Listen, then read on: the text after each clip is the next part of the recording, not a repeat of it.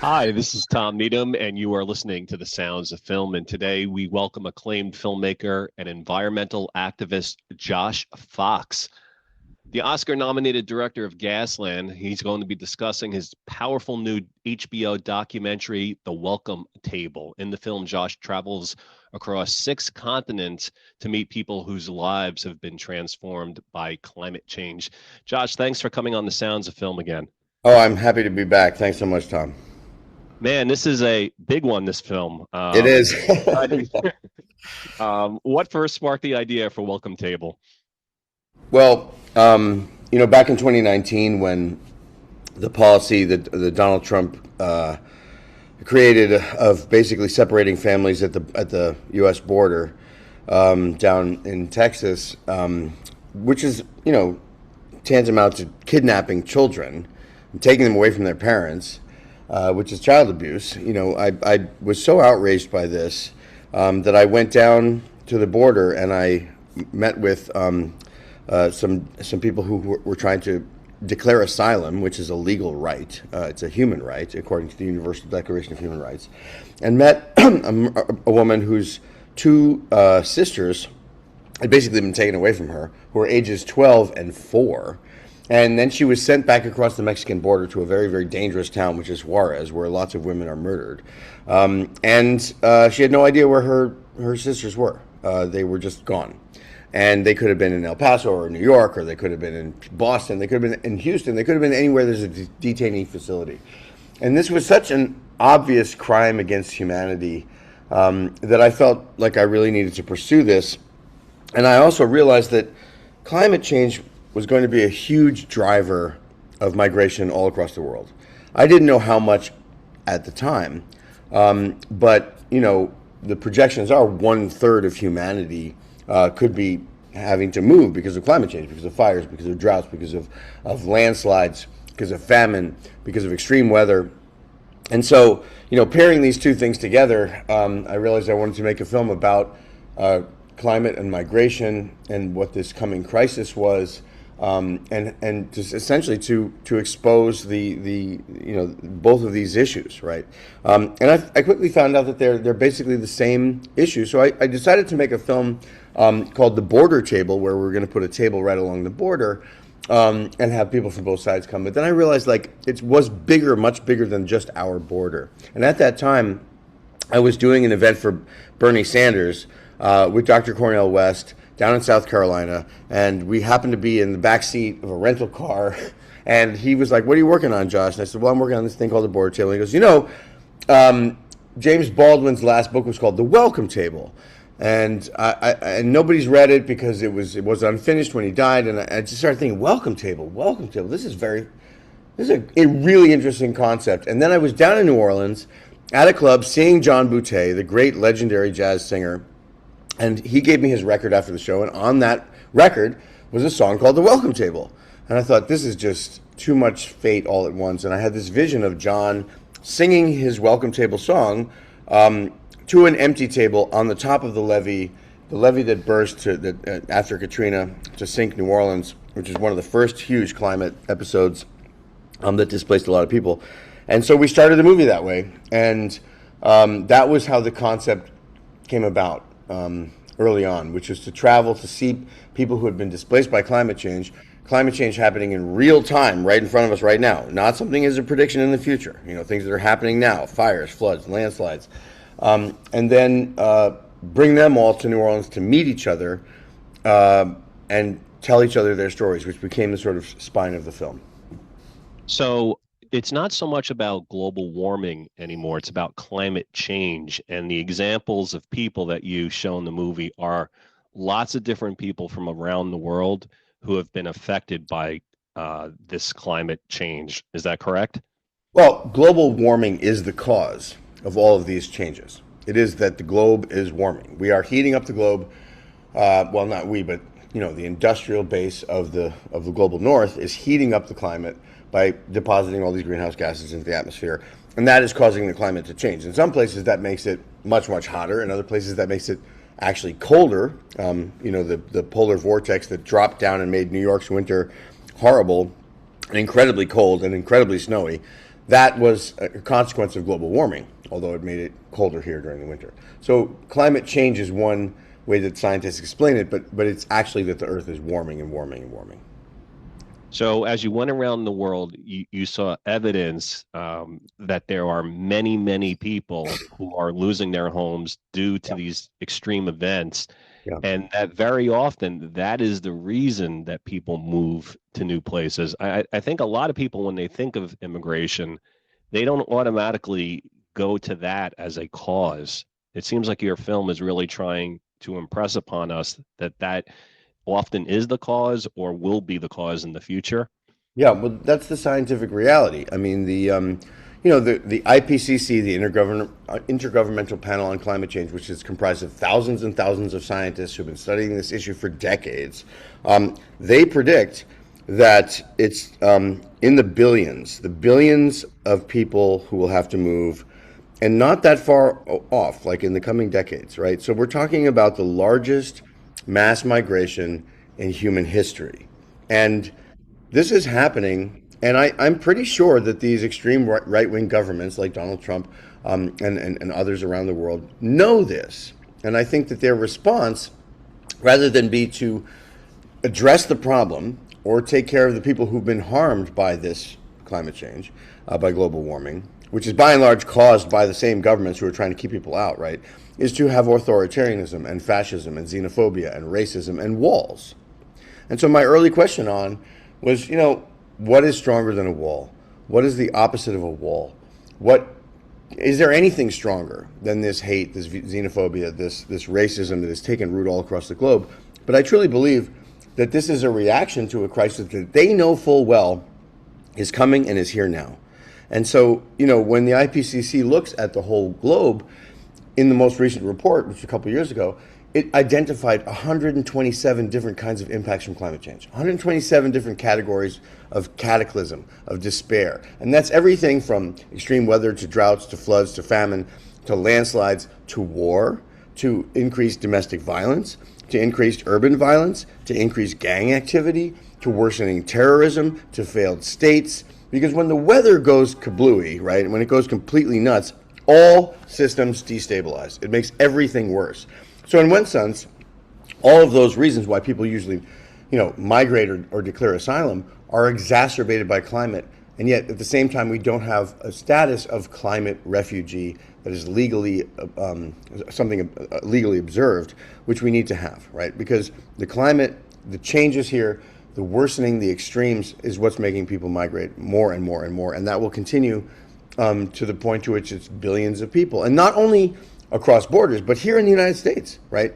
We are losing an American city pretty much every month. Like if you think about Paradise or Lake Charles, Louisiana, or all the damage that was done by Hurricane Harvey in Houston, these episodes are getting worse and worse, and we're going to be facing a giant El Nino coming. But a lot of these places are in America where people are then having to live in their car or move to the next town on the street or be displaced.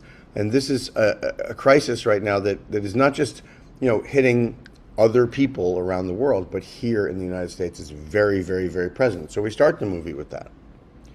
Gosh, you've spoken before about democratic socialism, and I think that a lot of people, just don't even really think that there's anything wrong with having a border or having pride in their country, all that kind of stuff.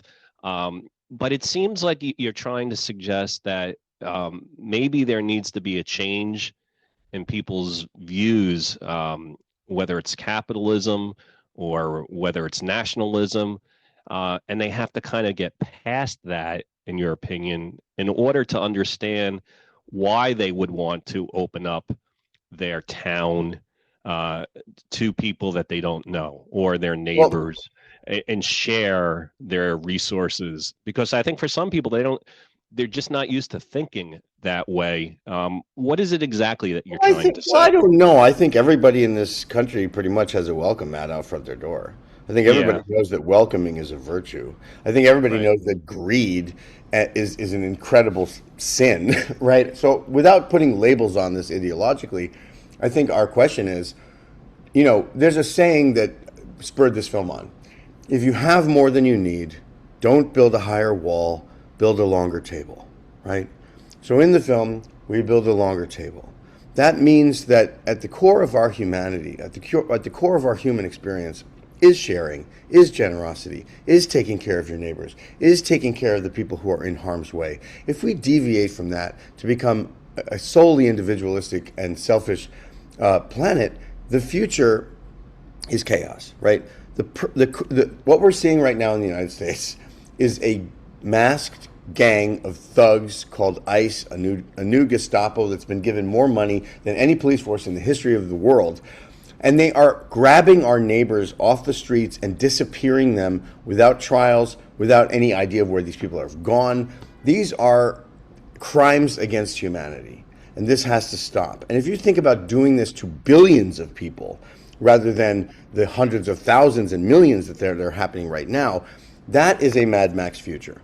And that, climate is going to put stresses on our society. Climate change is going to put stress on our society. How do we deal with it? Do we want a future based on xenophobia and racism and violence and incarceration and racism, all these things that we know are bad, right? Or do we want a future based on generosity and sharing and caring for each other? And, one of the things that we show in the movie is how quickly, in a crisis, people can actually come together. People can be virtuous. People can be their best selves. And, that is a much better time than what the future of the authoritarians are proposing for us, right? If Donald Trump wants to just put everybody in jail, first of all, it's an impossibility, right? But second of all, it's just not who we are as a nation. It's not who we are as human beings.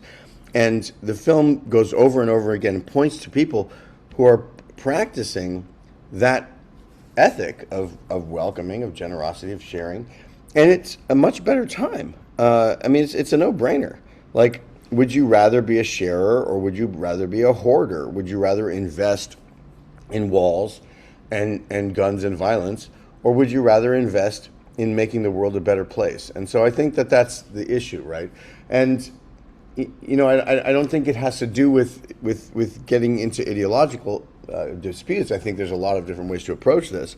But the fact remains that we have, after World War II, after the last great episode of fascism and racism and war happened in the world, the entire world signed a Declaration of Human Rights, the Universal Declaration of Human Rights, which was created by, a lot of people, but Eleanor Roosevelt was one of those people.